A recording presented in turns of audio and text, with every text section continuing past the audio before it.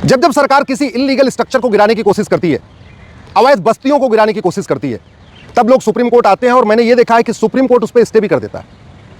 हल्द्वानी में जो अवैध बस्तियां बनी थी, जब सरकार उसको गिरा रही थी, सुप्रीम कोर्ट लोग आए, बड़े बड़े वकील खड़े हो गए और सुप्रीम कोर्ट ने स्टे कर दिया। दिल्ली में जब बुलडोजर चलने वाला था, लोग सुप्रीम कोर्ट पहुंचे, सुप्रीम कोर्ट ने स्टे कर दिया।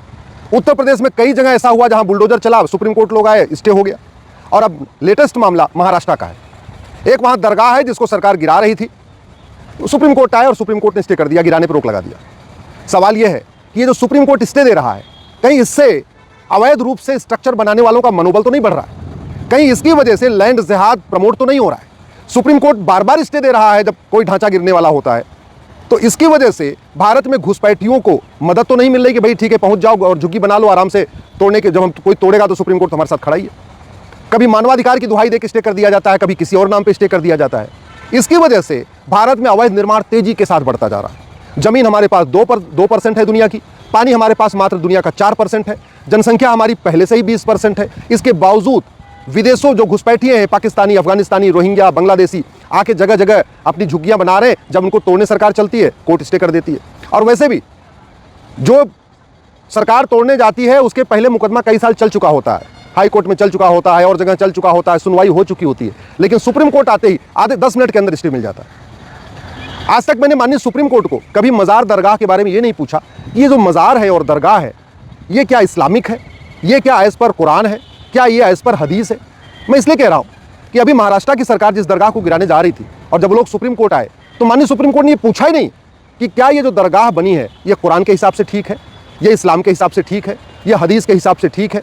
क्या ये जो दरगाह बनी है ये लीगली, जो जगह है वो लीगली ओन्ड, लीगली ऑक्युपाइड है या किसी पब्लिक प्लेस पे बनी है? अगर किसी पब्लिक प्लेस पे मज़ार बनी है, दरगाह बनी है या कोई भी रिलीजियस स्ट्रक्चर बना है तो उसको कम से कम सरकार को गिराने की छूट तो मिलनी चाहिए। और वैसे भी मज़ार दरगाह तो इस्लाम में है ही नहीं है, मज़ार दरगाह बनाना ही इस्लाम में हराम है। अरब में एक भी मज़ार नहीं है, जो मेरी जानकारी है, माननीय सुप्रीम कोर्ट चाहे तो उसको कंफर्म कर ले। मेरी जानकारी के अनुसार मज़ार बनाना और मज़ार पे जाना हराम है, इसलिए अरब में एक भी नहीं है। माननीय सुप्रीम कोर्ट चाहे तो कंफर्म कर ले, दरगाह बनाना और दरगाह पे जाना हराम है, इसलिए अरब में एक भी नहीं है। मेरी जानकारी के अनुसार पक्का कब्रिस्तान बनाना और वहाँ जाना हराम है, इसलिए अरब में एक भी नहीं है। अरब के जो बड़े बड़े सुल्तान हैं जो चांदी की प्लेट में सोने की चम्मच से खाते हैं, उनकी भी कब्र पक्की नहीं है, वहाँ भी पक्का कब्र, उनका भी कब्रिस्तान अपना पक्का नहीं है। और यहाँ भारत में कब्रिस्तान के लिए जगह अलाट हो रही है, कब्रिस्तान के लिए बाकायदा बाउंड्री सरकार बनवा रही है टैक्स पेयर के पैसे से। भारत का संविधान रिलीजियस स्ट्रक्चर बनाने की छूट देता है, लेकिन वो उसमें लिखा है public order, health and morality. तो यानी रिलीजियस स्ट्रक्चर, तो पहली बात जिसका रिलीजियस स्ट्रक्चर है वो उसके कानून के अनुसार बनना चाहिए। यानी मंदिर जो अगर बनना चाहिए तो हिंदू लॉ के अनुसार बनना चाहिए, अगर मस्जिद बननी चाहिए तो वो इस्लामिक लॉ के अनुसार बनना चाहिए। और इस्लामिक लॉ में मज़ार दरगाह का कोई स्थान ही नहीं है, क्योंकि दिन में 5 बार अजान में कहा जाता है ला इलाहा इल्लल्लाह, अल्लाह के अलावा और किसी की इबादत, कोई और दूसरा इबादत योग्य नहीं है। तो फिर मज़ार में किसकी इबादत होती है, फिर दरगाह में किसकी इबादत होगी थी? यहीं भारत में दिल्ली में G20 का सम्मेलन हुआ, सारे राष्ट्राध्यक्ष गांधी जी के समाधि स्थल पे गए राजघाट, लेकिन अरब के सुल्तान MBS नहीं गए। जानते हैं क्यों? क्योंकि जिसको हम समाधि स्थल कहते हैं उसी को वो दरगाह मानते हैं या मज़ार मानते हैं, और वहाँ जाना हराम है। इसलिए अरब के सुल्तान MBS जो काफ़ी मॉडर्न है, काफ़ी नई सोच रखते हैं, मॉडर्न सोच रखते हैं, फिर भी वो नहीं गए। क्यों? क्योंकि ला इलाहा इल्लल्लाह का वायलेशन हो जाएगा। दुर्भाग्यवश जब भी मज़ार दरगाह का मामला आता है, कभी माननीय सुप्रीम कोर्ट ये नहीं पूछता कि ये बताओ भैया मज़ार का कहीं कुरान में लिखा है मज़ार बनाना, कहीं किसी हदीस में लिखा हुआ है मज़ार दरगाह जायज़ है या नाजायज़ है? कभी किसी से पूछती नहीं है। मज़ार और दरगाह बनाना हराम है या हलाल, ये जो पिटिशनर आते हैं उनसे पूछते नहीं, सीधे स्टे कर दिया। और एक बार अगर जायज़ भी हो, पाक भी हो, तो भी अगर सरकारी जगह पे है, रेलवे की ज़मीन पे है या किसी और डिपार्टमेंट की ज़मीन पे है, हाईवे की ज़मीन पे है, ट्रांसपोर्ट डिपार्टमेंट की ज़मीन पे है, तब तो नहीं बना सकते, क्योंकि संविधान तो कहता है subject to public order, health and morality. यानी अगर आप जो रिलीजियस स्ट्रक्चर बनाएंगे वो पब्लिक ऑर्डर के खिलाफ नहीं होना चाहिए, आपका जो रिलीजियस स्ट्रक्चर है वो इमोरल नहीं होना चाहिए, अनइथिकल नहीं होना चाहिए, आपका जो रिलीजियस स्ट्रक्चर है वो किसी के हेल्थ के खिलाफ नहीं होना चाहिए। तो फिर मज़ार दरगाह को सुप्रीम कोर्ट कैसे प्रोटेक्ट कर रहा है?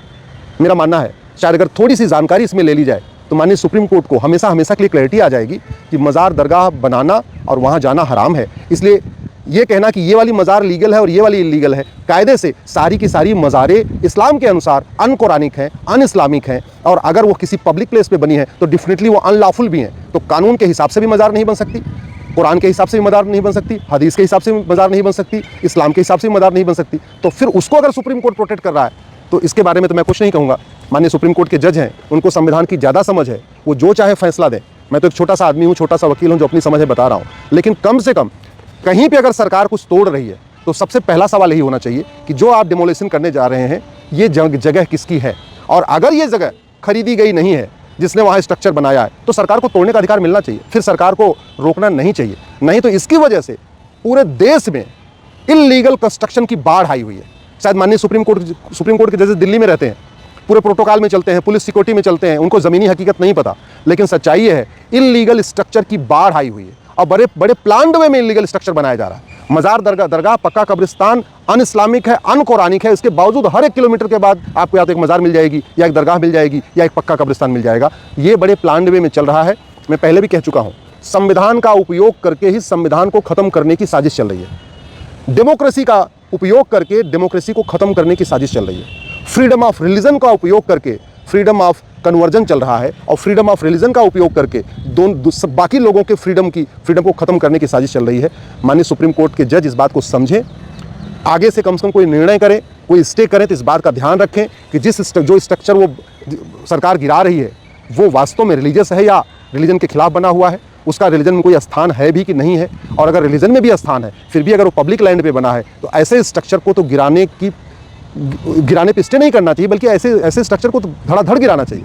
क्योंकि जिस तरीके से हाईवे के किनारे मज़ार बन रही है, दरगाह बन रही है, पक्का कब्रिस्तान बन रहा है, एक्सप्रेसवे के किनारे मज़ार दरगाह पक्का कब्रिस्तान बन रहा है, रेलवे लाइन के किनारे मज़ार दरगाह पक्का कब्रिस्तान बन रहा है, रेलवे के स्टेशनों पर मज़ार दरगाह बन रही है, ऊसर ज़मीन हो, बंजर ज़मीन हो, खेल का मैदान हो, हर जगह मज़ार दरगाहें बन रही हैं। अगर ये इसी स्पीड से बनती रही और माननीय सुप्रीम कोर्ट ऐसे ही स्टे देता रहा, तो 20 से 25 साल के बाद पूरे देश में केवल मज़ार दरगाह ही दिखाई पड़ेगी। और जबकि मज़ार दरगाह अन इस्लामिक है, अन कुरानिक है, अनलॉफुल भी है, न संविधान इजाज़त देता है, न कानून इजाज़त देता है, न इस्लाम इजाज़त देता है। इसके बावजूद चूंकि सुप्रीम कोर्ट का संरक्षण